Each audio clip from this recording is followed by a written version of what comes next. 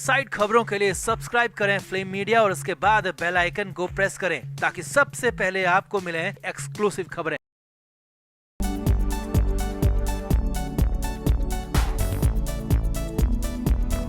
तो चुनाव पास आते ही दिशा सालियान केस से जुड़ा एक और दावा सामने आया है, जो कि अब तक का सबसे धमाकेदार खुलासा है। और खुलासे के मुताबिक दिशा सालियान की मौत के तुरंत बाद उद्धव ठाकरे ने एक फोन किया था और बेटे आदित्य ठाकरे को बचाने की गुजारिश की थी। साथ ही कहा था कि मेरे बेटे से गलती हो गई मगर उसका ध्यान रखना। और ये खुलासा करने वाले वो ही नारायण राणे हैं, जो कि पहले भी दिशा सालियान और सुशांत सिंह राजपूत केस में कई दावे और खुलासे कर चुके हैं। तो क्या है फोन कॉल का सच? उद्धव ठाकरे ने क्यों किया था फोन और क्या उद्धव को तभी से पता चल गया था कि दिशा की मौत के पीछे आदित्य ठाकरे हैं? आपको खुलासे की एक एक डिटेल बताते हैं। आप भी वीडियो को शेयर करें और अपनी राय कमेंट बॉक्स में जरूर दें।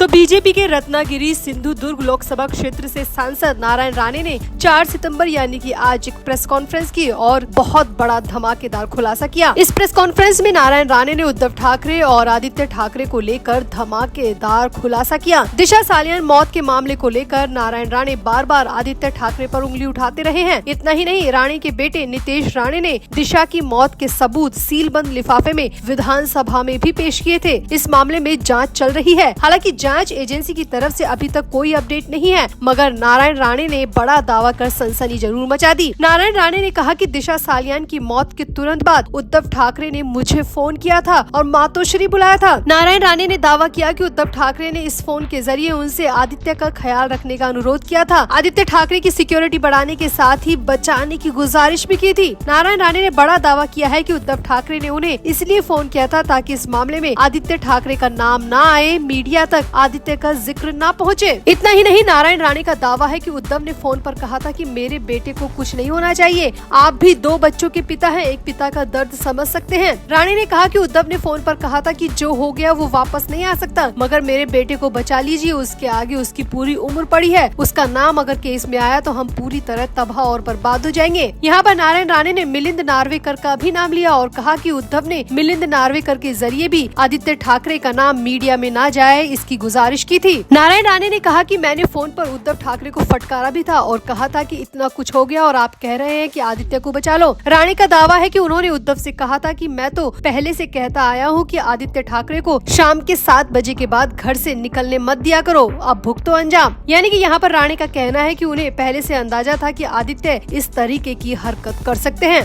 यहाँ आपको बता दें, दिशा सालियान की मौत दिवंगत बॉलीवुड अभिनेता सुशांत सिंह राजपूत से कुछ दिन पहले हुई थी। दिशा सालियान सुशांत की पूर्व मैनेजर थी। दिशा की मौत सुशांत से 1 हफ्ते पहले हुई थी। दिशा की मौत 14वीं मंजिल की बालकनी से गिरने के बाद हुई थी। शुरुआती जांच में इसे सुसाइड कहा गया। इसके बाद नारायण राणे ने इस मामले में सीधे तौर पर आदित्य ठाकरे पर गंभीर आरोप लगाए थे, जिसके बाद मामले ने अलग ही मोड़ ले लिया था और दिशा सालियान और सुशांत सिंह राजपूत का मामला जुड़ा हुआ पाया, जिसके बाद सीबीआई को जाँच सौंप दी गयी। हालांकि साल पर साल बीत चुके हैं, लेकिन इस मामले में सीबीआई की तरफ से अभी तक कोई भी रिपोर्ट, कोई भी अपडेट सामने नहीं आया। अब नारायण राणे इससे पहले भी दिशा केस में कई खुलासे और दावे कर चुके हैं, मगर सीबीआई की तरफ से कुछ नहीं कहा गया। अब फोन वाला दावा करके तो नारायण राणे ने कंफर्म कर दिया कि आदित्य के गुनाह के बारे में उद्धव ठाकरे को उसी वक्त से पता था और उद्धव अपने बेटे को बचाने की गुहार जगह जगह लगा रहे थे। अब आपको क्या लगता है, क्या नारायण राणे का दावा सच है या फिर चुनाव के लिए दिशा सालियान केस को सहारा बनाया जा रहा है? आप भी अपनी राय कमेंट बॉक्स में जरूर दें और वीडियो को भी शेयर करें।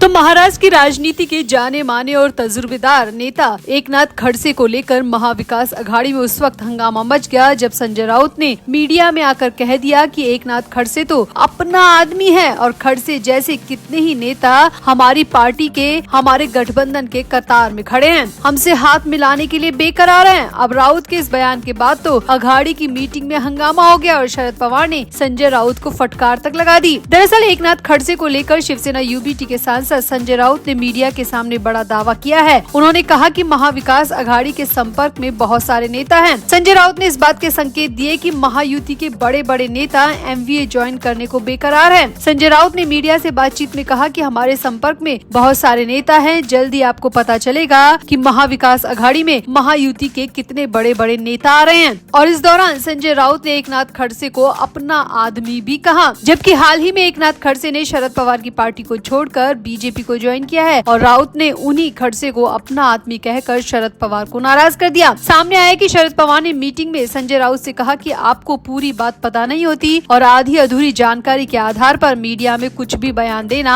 महाविकास अघाड़ी के लिए बेहद नुकसानदायक हो सकता है। शरद पवार ने ये भी कहा कि जिम्मेदार नेता की तरह बयान दिया करो। यहाँ बता दें कि एकनाथ खड़से ने हाल ही में बयान दिया है जिससे लग रहा है कि वो बीजेपी से भी नाराज है और संभवतः वो शरद पवार गुट में वापसी कर सकते हैं। और संजय राउत ने ऐसी ही हवाई खबरों के आधार पर मीडिया में कह दिया कि एकनाथ खड़से तो अपने आदमी हैं, जिससे शरद पवार नाराज हो गए। यहाँ आपको बता दें कि एकनाथ खड़से ने बीजेपी में वापसी की थी, लेकिन उन्होंने ये भी आरोप लगाया कि कुछ लोगों के विरोध के कारण बीजेपी में उनके आने की औपचारिक घोषणा अब तक नहीं की गई है। इस बात से वो खफा भी हैं। उन्होंने यहाँ तक कहा कि मैं अभी भी शरद पवार के नेतृत्व वाली पार्टी का सदस्य हूँ और उसका ही विधायक भी हूँ। मेरा इस्तीफा स्वीकार नहीं किया गया है। खड़से ने इस दौरान संकेत दिए कि वो फिर से शरद पवार की तरफ अपना मुख कर सकते हैं और राउत ने भी इसी आधार पर अपना बयान मीडिया में दे दिया। वैसे चुनाव से पहले महायुति के घटक दलों के नेताओं का इस्तीफा देने का सिलसिला जारी है। बीजेपी नेता पूर्व मंत्री सूर्यकांत पाटिल, माधव राव किन्हालकर ने शरद पवार गुट को ज्वाइन कर लिया है। वहीं सोलापुर से वसंत देशमुख ने भी शरद पवार की पार्टी में शामिल होने की घोषणा की। समरजीत खाड़गे ने भी एनसीपी एसपी का दामन थाम लिया, तो वहीं अजित पवार गुट के रामराजे निंबालकर ने भी पार्टी छोड़ने का ऐलान कर दिया। जुलाई के महीने में पिंपली चिंचवाड़ से एनसीपी के 20 से ज्यादा नेताओं ने शरद पवार पार्टी को ज्वाइन किया है और अब एकनाथ खड़से की भी वापसी की पूरी संभावना है। मगर बिना किसी कंफर्मेशन के संजय राउत ने मीडिया के सामने जो दावा किया वो शरद पवार को खासा अखर रहा है और इसी बात से शरद पवार नाराज हो गए और राउत को संभल कर बोलने के सख्त निर्देश भी दे दिए। तो क्या वाकई में राउत का बड़बोलापन पार्टी और गठबंधन के लिए भारी पड़ सकता है? क्या शरद पवार की नाराजगी बिल्कुल सही है? आप भी अपनी राय कमेंट बॉक्स में जरूर दें और वीडियो को भी शेयर करें।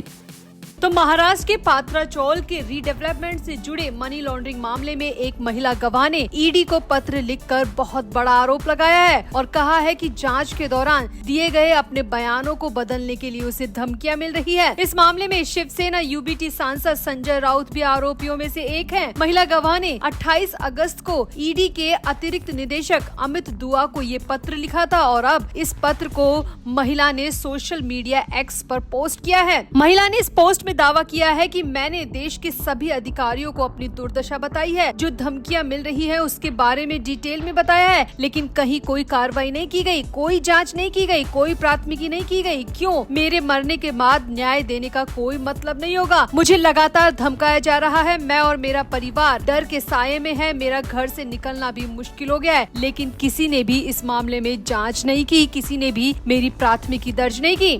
महिला गवाह ने पत्र में आगे कहा कि मैं ईडी के संज्ञान में लाना चाहती हूं कि इस मामले में आरोपी और उसके गुंडे लगातार मुझे और मेरे परिवार को और इस केस से जुड़े अन्य लोगों को धमका रहे हैं, बयान बदलने के लिए दबाव डाल रहे हैं। मुझे लगातार धमकाया जा रहा है और जांच के दौरान दिए गए मेरे बयान को बदलने के लिए मुझे प्रेशराइज किया जा रहा है। मुझे अलग अलग तरह से धमकियां दी जा रही है।